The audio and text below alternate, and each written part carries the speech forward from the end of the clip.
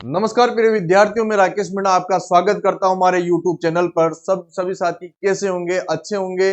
उम्मीद करता हूं आप लोगों की तैयारी भी अच्छी चल रही होगी और आपके जो सेकंड ग्रेड का एग्जाम में 16 फरवरी को होने वाला है और आप निरंतर अपनी तैयारी जारी रखे हुए हैं। इसके अलावा आप पुराने जो क्वेश्चन पेपर है वो निकालते रहिए, मॉडल पेपर निकालते रहिए, क्योंकि जितनी प्रैक्टिस करोगे उतना ही आपका फायदा होगा। और निःशुल्क हम आप लोगों के लिए राजस्थान लाइब्रेरी ग्रेड की जो क्लासें लेके आ रहे हैं।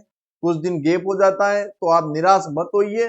थोड़े हमारा बिजी शेड्यूल रहता है, इस वजह से हम थोड़ा आपके लिए क्लास नहीं दे पाते। तो अब जो भी हमको टाइम मिलता है हम रेगुलर आपके लिए क्लास देंगे। तो जितने भी विद्यार्थी जुड़े हो एक बार क्लास को लाइक और शेयर कर दीजिए और आपका टाइम बिना बर्बाद किए मैं आज की जो क्लास स्टार्ट करता हूं। अपन ने कोलन क्लासिफिकेशन यानी सीसी में ज्ञान जगत का चित्रण पढ़ लिया था, डीडीसी में ज्ञान जगत का चित्रण पढ़ लिया था।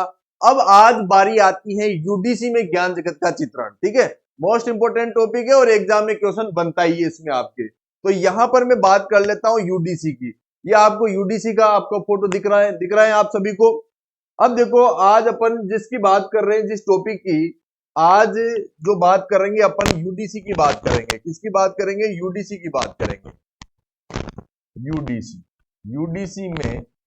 यूडीसी में ज्ञान जगत का चित्रण। तो आज जिस टॉपिक की बात करेंगे वो है यूडीसी में ज्ञान जगत का चित्रण। यूडीसी में ज्ञान जगत का चित्रण। यूडीसी में ज्ञान जगत का चित्रण, इस टॉपिक की अपन बात कर रहे हैं। ओनली बेसिक चीजें की बात कर रहे हैं अपन। यूडीसी बहुत डिटेल से पढ़ेंगे बाद में, ठीक है। यूडीसी डिटेल में पढ़ेंगे बाद में। अभी अपन ज्ञान जगत के चित्रण के बारे में देख रहे हैं कि यूडीसी में ज्ञान जगत का चित्रण किस तरीके से हुआ है, इसके बारे में अपन देख रहे हैं। तो यहाँ पर प्रिय विद्यार्थियों, ये एक प्रकार की वर्गीकरण पद्धति है जो पुस्तकालय में यूज ली जाती है। जैसे डीडीसी है, कोलन क्लासिफिकेशन है, ये जो पद्धतियां हैं पुस्तकालय में यूज ली जाती हैं। तो इसी प्रकार यूडीसी भी एक प्रकार की वर्गीकरण पद्धति है जिसका उपयोग कहां पर होता है? पुस्तकालय में होता है। अब आपको बता दूं यहां पर, इसका पूरा नाम आपको याद रखना जरूरी है। भाई यूडीसी का पूरा नाम क्या है? तो आपको बता देना है कि यूनिवर्सल डेसिमल क्लासिफिकेशन। आप क्या बता दोगे? Universal decimal classification. Universal decimal classification, इसका पूरा नाम बता दोगे आप। ये एग्जाम में बनेगा भैया क्वेश्चन, अरे पढ़ जाना, ठीक है। यूनिवर्सल डेसिमल क्लासिफिकेशन, ये फुल फॉर्म से क्वेश्चन पूछे जाते हैं। डीडीसी देख लो, डेसिमल क्लासिफिकेशन। सीसी की फुल फॉर्म कोलन क्लासिफिकेशन। इस प्रकार के एग्जाम में क्वेश्चन पूछे जाते हैं। अब यूनिवर्सल डेसिमल क्लासिफिकेशन, इसका पूरा नाम अपन ने देख लिया। अब इसको देने वाले कौन थे? इसके आविष्कर्ता कौन थे? यहां पर मैं लिख देता हूं कि आविष्कर्ता। अब आविष्कर्ता की बात आती है, किसकी बात आती है? यहां पर आविष्कर्ता की बात आती है। आविष्कर्ता कौन है इसके? ठीक है, इसके आविष्कर्ता दो वकील हैं जो बेल्जियम के हैं और दोनों का मैं नाम लिख देता हूं, आपको ध्यान रखना है, इंपोर्टेंट है। दोनों का मैं नाम लिख देता हूं आविष्कारकर्ता। पहले नंबर का तो आ जाएगा एक तो पोल ओटलेट, ठीक है, पोल ओटलेट याद रह जाएगा। सेकंड नंबर का मैं लिख देता हूं हेनरी लाफांटेन।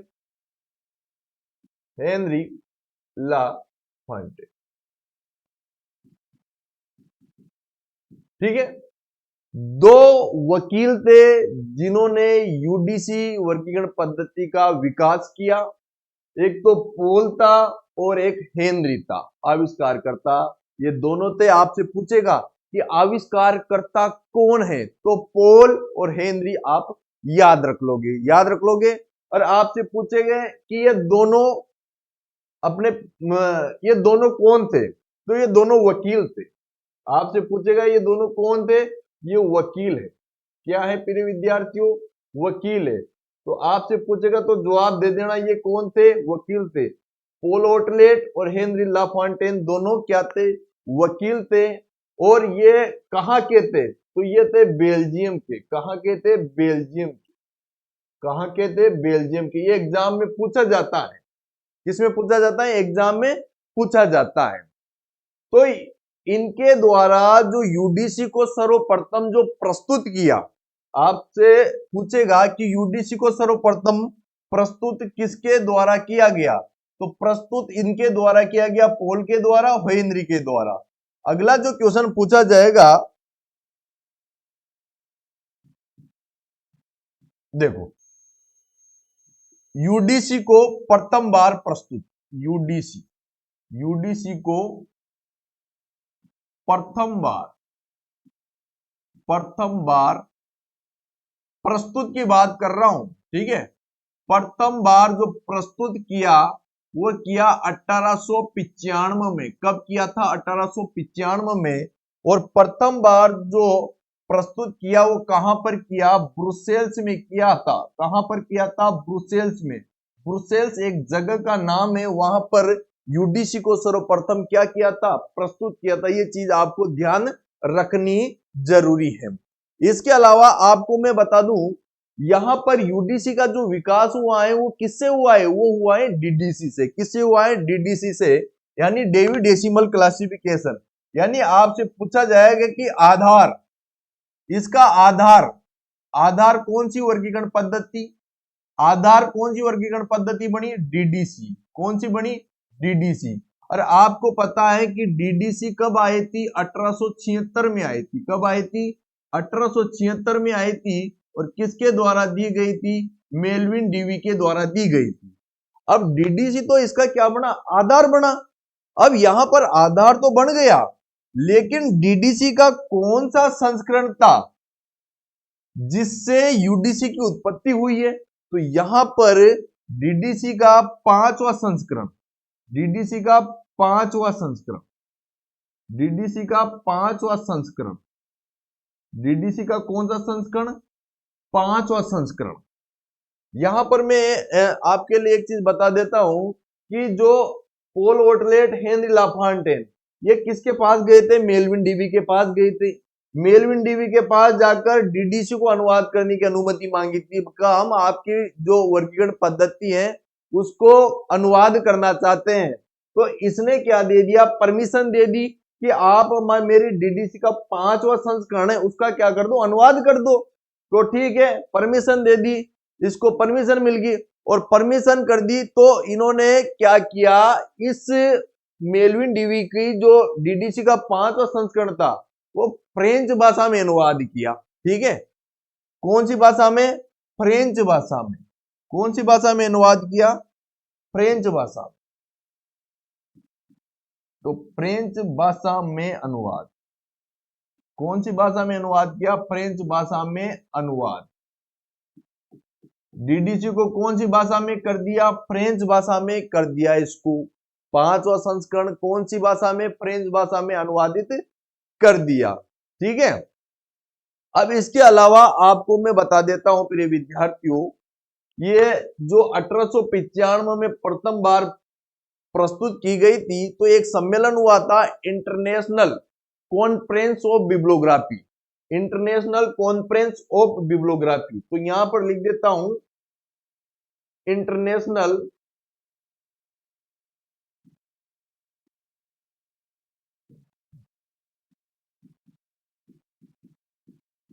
ये प्रस्तुत की थी, इस कॉन्फ्रेंस में की थी, international conference, international conference bibliography.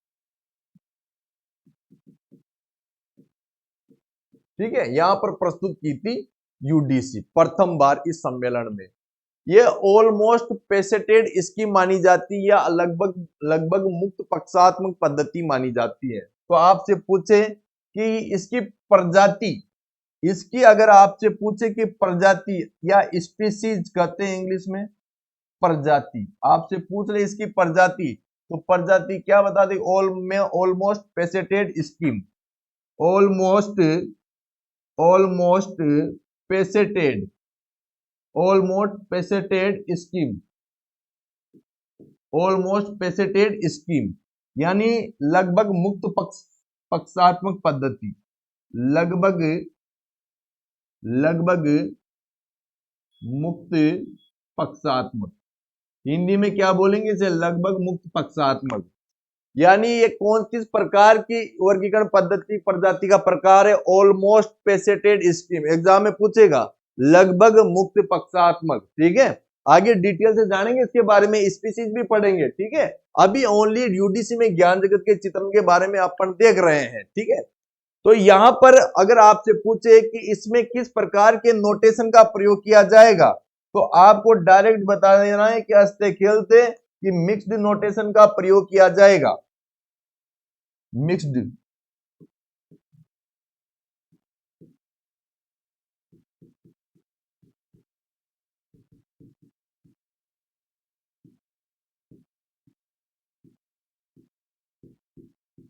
Mixed notation का प्रयोग किया जाता है। कौन से नोटेशन का? मिक्स्ड नोटेशन का प्रयोग किया जाता है, या कह सकते हैं कि मिश्रित अंकन का प्रयोग किया जाता है। किसमें? यूडीसी में। यूडीसी में किस प्रकार के अंकन का प्रयोग किया जाएगा? मिक्स्ड नोटेशन का प्रयोग किया जाएगा। बात समझ में आ रही है? मिक्स्ड नोटेशन का प्रयोग किया जाएगा। यहां पर यूडीसी के लगभग अब तक 7 एडिशन आ चुके हैं। यूडीसी के लगभग कितने एडिशन आ चुके हैं? 7 एडिशन आ चुके हैं। आपसे पूछेगा कि यूडीसी के 7 संस्करण प्रकाशित हो चुके हैं। 7 संस्करण, 7 संस्करण प्रकाशित। कितने संस्करण? 7 संस्करण प्रकाशित हो चुके हैं। 7 संस्करण में से तो 4 संस्करण तो आ जाएंगे संपूर्ण, यानी कंप्लीट पूछे जाएंगे। यानी 7 संस्करण में से तो 4 तो कंप्लीट हो जाएंगे और 3 एवरेज हो जाएंगे, ठीक है, एवरेज एडिशन। तो यहां पर 7 में से 4 जो एडिशन है, 4 एडिशन वो तो है कंप्लीट, यानी संपूर्ण कंप्लीट है। और 3 जो एडिशन है वो है एवरेज, एवरेज, ठीक है, एवरेज। 3 एडिशन,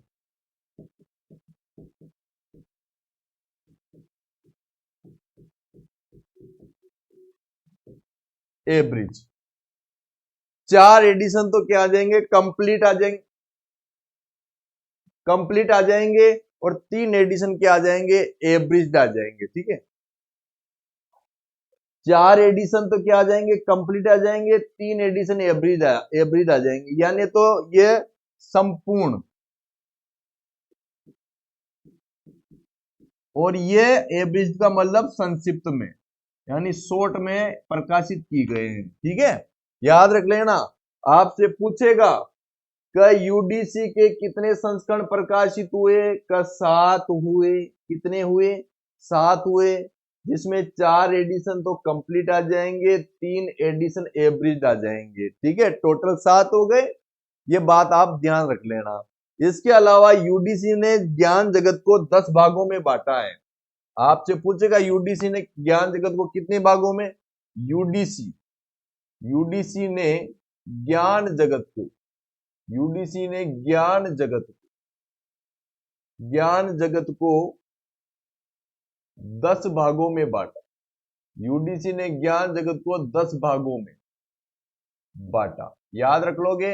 यूडीसी ने ज्ञान जगत को कितने भागों में बांटा? 10 भागों में बांटा। यानी 10 भाग अपन कह सकते हैं। यहां पर जो 10 भाग हैं, यहां पर ये 10 भाग 0 से 9 तक, ठीक है। 0 से 9 तक आप याद रख लेना। 0 से 9 तक कितने भाग हो जाएंगे? 10 भाग, ठीक है। यूडीसी में जो मुख्य वर्गांक है वो 1 अंक से प्रारंभ होता है। यूडीसी में मेन क्लास, यूडीसी में मेन क्लास, यूडीसी में मेन क्लास, यूडीसी में मेन क्लास 1 अंक से प्रारंभ होती है। 1 अंक से प्रारंभ होती है। कितने अंक से? 1 अंक से प्रारंभ होती है, ठीक है। 1 अंक से क्या होती है? प्रारंभ होती है। जैसे डीडीसी में 3 अंक से होती है, उसी प्रकार यूडीसी में 1 अंक से प्रारंभ होती है, ठीक है। ध्यान रह जाएगा। अब यहां पर मैंने आपके लिए बताया था कि यहां पर इसके 7 संस्करण प्रकाशित हो चुके हैं। 4 एडिशन तो कंप्लीट आ गए, 3 एडिशन एवरेज आ गई। तो इनके बारे में भी मैं चर्चा कर लेता हूं, ठीक है। अब यहां पर ये चीजें ध्यान रखनी है आपको, ये चीजें इंपॉर्टेंट है, ये चीजें आपको ध्यान रखनी है। भाई आपके सामने जो कंप्लीट एडिशन है, ये कंप्लीट एडिशन है, पूरे ये कंप्लीट एडिशन है। भाई यूडीसी के कितने कंप्लीट एडिशन आए, तो आपका आंसर आना चाहिए कि 4 कंप्लीट एडिशन आए। कितने एडिशन आए? 4 कंप्लीट एडिशन आए। आप जो पूछेगा कि पहला संस्करण कब आया, यूडीसी का पहला संस्करण 1905 में आया और भाषा थी फ्रेंच भाषा। आपसे पूछेगा कि यूडीसी का दूसरा संस्करण कब आया, तो 1927 आप याद रख लेना। कौन सी भाषा? फ्रेंच भाषा। आपसे पूछेगा कि तीसरा एडिशन कब आया, आप बोलो कि 1934 में जर्मन भाषा में। आप पूछोगे कि आपसे पूछेगा कि फोर्थ एडिशन कब आया, तो 1943 में इंग्लिश भाषा में। अब देखो इनको ऐसे याद रख लेना, भाई पहला एडिशन तो 1905 आपको याद रह जाएगा ना, 1905 याद रह जाएगा, रहेगा नहीं रहेगा 1905। अब यहां पर जो ये 3 4 और 4 3 ये दोनों उल्टे हो रहे हैं, ठीक है, तीसरा और चौथा दोनों उल्टे हो रहे हैं ना, 3 4 4 3, तो ये तो ऑटोमेटिक याद आ जाएगा। तीसरा तो पहले 3 आएगा, चौथा तो पहले 4 आएगा, 3 के बाद 4 और 4 से पहले 3, ऐसे याद रख लेना। और 1927 ऑटोमेटिक याद रह जाएगा। तो मेरे साथ बोलो 1905, 1927, 1934, 1943, याद रख लोगे, साथ के साथ याद हो जाएंगे। और यहां पर एग्जाम ये क्वेश्चन पूछेगा कि कौन सा एडिशन कौन सी भाषा में आया, तो इनकी शॉर्टकट ट्रिक याद रख लेना फूफा जी, ठीक है। एफ एफ जी ई, फूफा जी। पहला एडिशन, एफ का मतलब फ्रेंच भाषा, दूसरे फूफा का मतलब फ्रेंच भाषा, तीसरा जी यानी जर्मन। आपसे पूछेगा जर्मन भाषा में कौन सा एडिशन आया, तो फूफा जी याद रहते, आपको तीसरा एडिशन याद आएगा नहीं आएगा। यहां पर चौथा एडिशन, आपसे पूछेगा कि पहली बार इंग्लिश भाषा में कौन सा एडिशन आया, ये क्वेश्चन आपसे पूछेगा, तो आपको बता देना कि चौथा एडिशन आया 1943 में। याद रहेगा नहीं रहेगा? ये तो मैंने कंप्लीट एडिशन की बात कर ली। किसकी बात कर ली? कंप्लीट एडिशन की बात कर ली। और अब मैं बात कर लेता हूं एब्रिज्ड एडिशन की। एब्रिज्ड एडिशन का मतलब होता है संक्षिप्त एडिशन। एब्रिज्ड एडिशन का मतलब होता है संक्षिप्त एडिशन। क्या होता है? संक्षिप्त एडिशन। यहां पर संक्षिप्त की बात करेंगे तो पहला एडिशन, ये याद रखना, ये इंपॉर्टेंट है, ये तो याद रख ही लेना।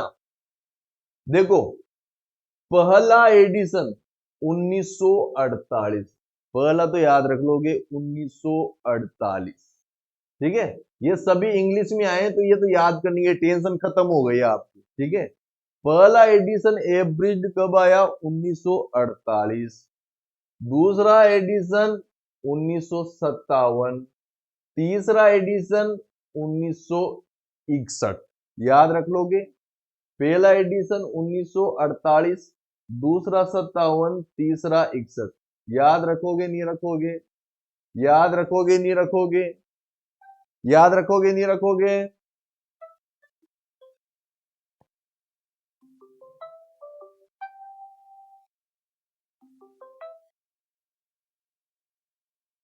याद रख लोगे सभी?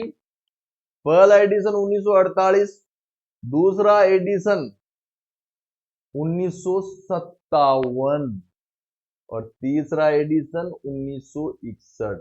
57 में कितने जोड़ते आ जाएगा? ये 4 जोड़ते 61 आ जाएगा। आएगा नहीं आएगा?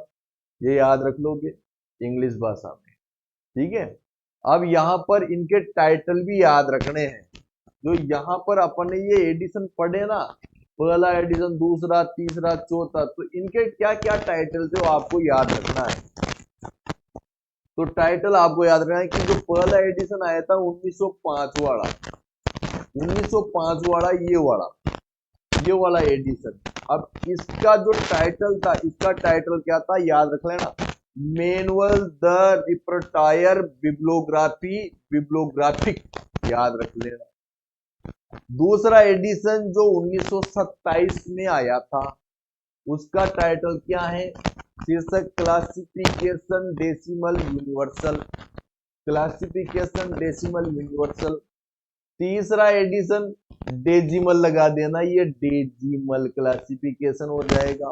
और चौथे एडिशन का जो टाइटल है जो 1943 में आया, यूनिवर्सल डेसिमल क्लासिफिकेशन, तो इसका तो याद रह जाएगा, है ना। और ये यहाँ पर डेजिमल लगा देना, डेजिमल क्लासिफिकेशन, है ना।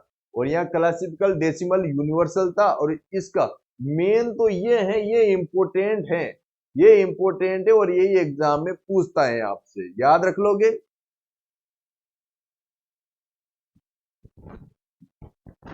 अब यहां पर मैंने इसके बारे में तो बता दिया आपके लिए। यहाँ पर यूडीसी में ज्ञान जगत को 10 भागों में बांटा। कितने भागों में बांटा?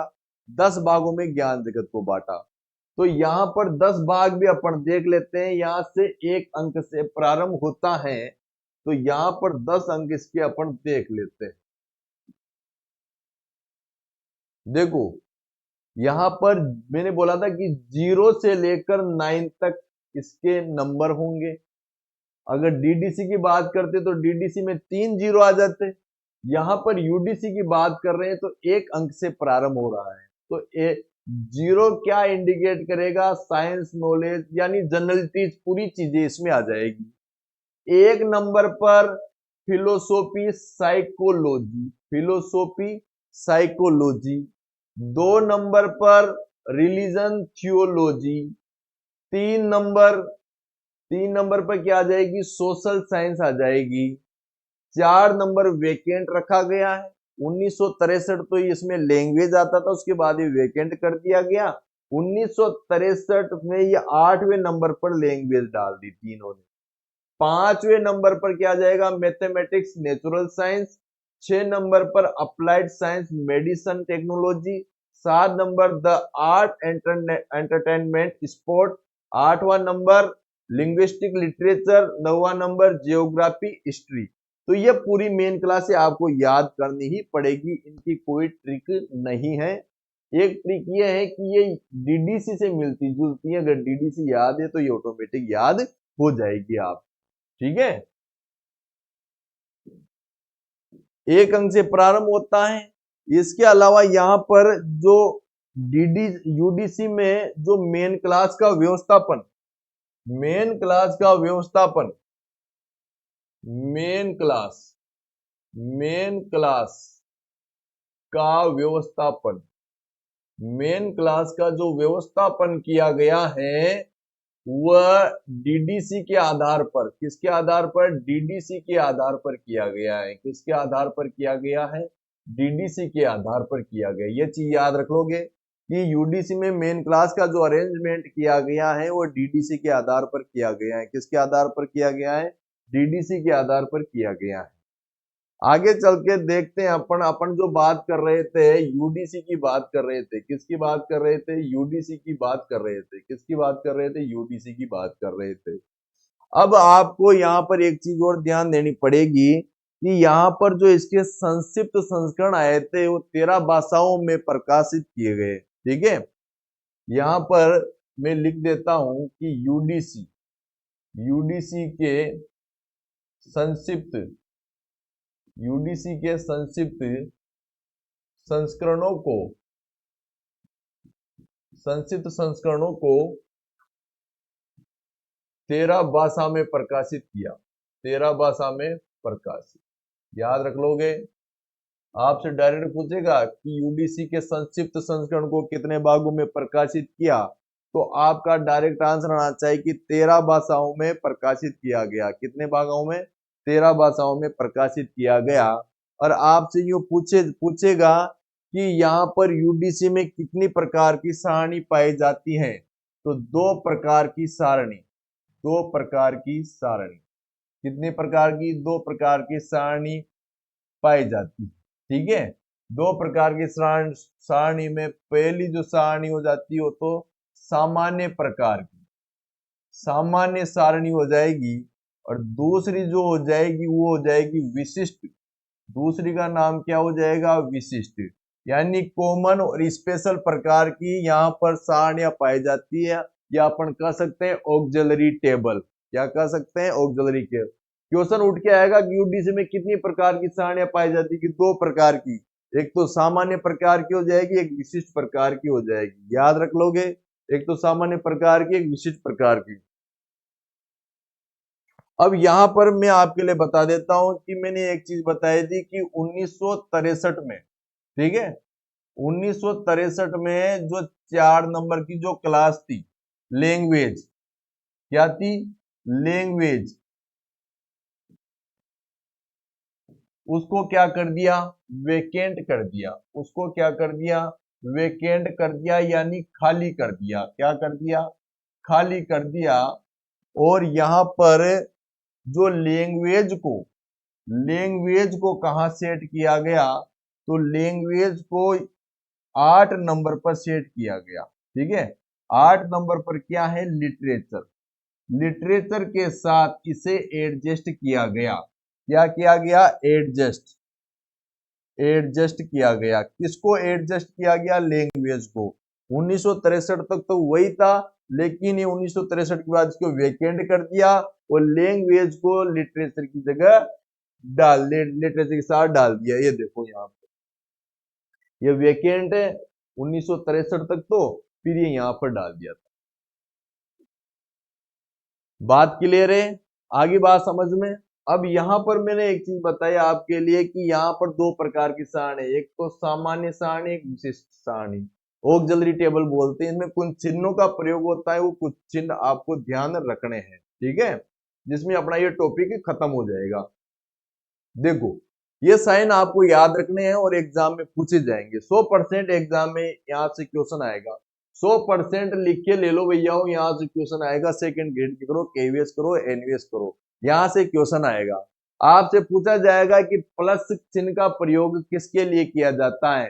तो ये ऑप्शन में आ जाएगा, एक ही क्रम में नहीं आने वाले अंकों को जोड़ने के लिए, या डायरेक्ट पूछ लेगा कि एक क्रम में नहीं आने वाले अंकों को जोड़ने के लिए किसका प्रयोग किया जाता है? कनेक्शन ऑफ नॉन कंजक्टिव, ऐसा लिखा आएगा इंग्लिश में, तो ये कर देना प्लस। इस प्रकार का स्लेश आएगा तो ये कनेक्शन ऑफ कंजक्टिव नंबर को जोड़ने के लिए, यानी इसका मतलब है लगातार क्लास नंबर जोड़ने के लिए। जो लगातार नहीं है ना, उनको लगातार जोड़ने के लिए किसका प्रयोग करेंगे? इस स्लेश का प्रयोग करेंगे। अगर कोलन लिखा आ जाए तो कोलन रिलेशन को बताएगा, यानी संबंध को बताएगा ही, है ना। संबंध क्लास को जोड़ने के लिए इसका प्रयोग किया जाएगा।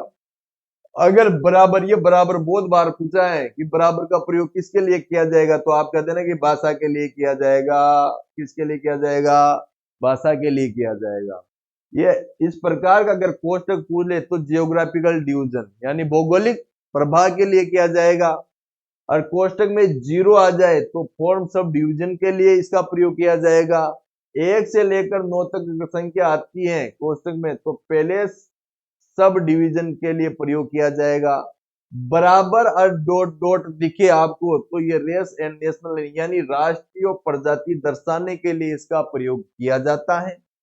पॉइंट और डबल जीरो दिखे तो इसमें डायरेक्ट पॉइंट ऑफ व्यू के लिए दर्शाने के लिए इसका प्रयोग किया जाता है। पॉइंट अगर 0 लिखा आ जाए तो स्पेशल एनालिटिक्स डिवीजन के लिए इसका प्रयोग किया जाता है। ए से लेकर जेड तक अल्फाबेटिकल डिवाइस को दर्शाने के लिए। इस प्रकार के डबल इन्वर्टेड कोमा आ रहे हैं, बीच में डॉट डॉट आ रही है, तो कॉमन ऑक्सिलरी ऑफ टाइम यानी समय के लिए इसका प्रयोग किया जाता है। और यहां पर अगर स्टार आ जाए तो नॉन यूडीसी अंकन, ठीक है, स्टार आ जाए तो नॉन यूडीसी अंकन, नॉन यूडीसी अंकन याद रह जाएगा। 0 के साथ लगातार डॉट डॉट आ रही है तो डॉक्यूमेंट में दिखाए गए भौतिक स्वरूप को दिखाने के लिए इसका प्रयोग किया जाता है। बड़े बड़े कोष्टक अगर आपको दिख जाए तो 2 विषयों में से एक विषय का वर्गांक अधीनस्थ विचारधारा को अभिव्यक्त करता है। इस प्रकार का अगर कोमा अगर आपको दिख जाए तो टाइटल में विद्यमान 2 तत्व जिनके अंक समान है उनकी पुनरावृत्ति को रोकता है, यानी रिपीटेशन नहीं होने देता। इस प्रकार का अगर आपको दिख जाए, इस प्रकार का दिख जाए, डबल डबल और स्लैश दिख जाए, 2 या 2 से अधिक क्रमिक रूप से प्रयुक्त होने वाली शताब्दी के लिए यूज किया जाता है। डबल डबल कोलन अगर आपको दिख जाए तो क्रम निर्धारण के लिए, ऑर्डर फिक्सिंग के लिए इसका प्रयोग किया जाता है। किसका प्रयोग किया जाता है? ऑर्डर फिक्सिंग के लिए इसका प्रयोग किया जाता है। तो ये चीजें आपको ध्यान में रह गई होगी कि कौन से चिन्ह का कहां पर प्रयोग करता है। इस प्रकार यूडीसी के बारे में मैंने, यूडीसी में ज्ञान जगत के चित्रण के बारे में मैंने आप लोगों के लिए बताया। आप लोगों को ये चीज समझ में आई होगी। साथ ही मैं बता देता हूं आप लोगों के लिए प्रिय विद्यार्थियों, हमारी जो किताबें हैं, ये किताबें यहाँ पर हमारी राजधानी पब्लिकेशन द्वारा प्रकाशित है। ये दोनों किताबें ले लो। इन दोनों किताबों के अलावा कोई किताब लेने की जरूरत नहीं पड़ेगी।